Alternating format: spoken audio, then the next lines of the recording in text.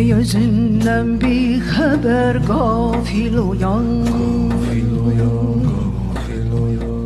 Hakka gel kim hak değil batil uyan.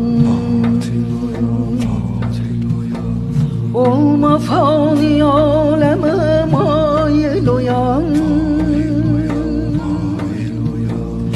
Marifetten esne kıl hasil uyan.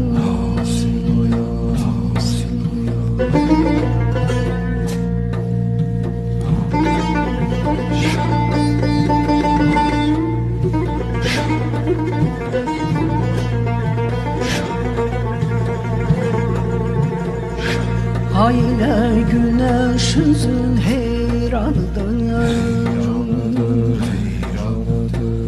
Müşkile ember saçın terhanıdır, Çün nesimi alemin sultanıdır, Dövranın dövranan dövranıdır.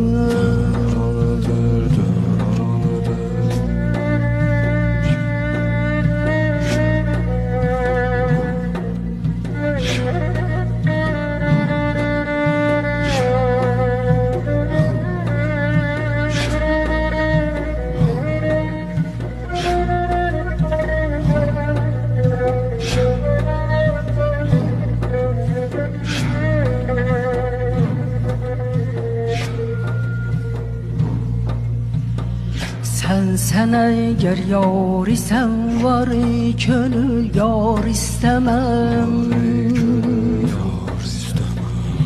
Yar dildar ol sene sen yar dildar istemem.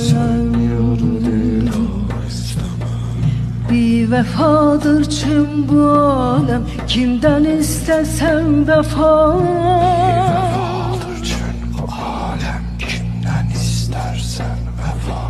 Bir vefa alemde sen yar vefadar istemem. Bir vefa alemde sen yar vefadar istemem.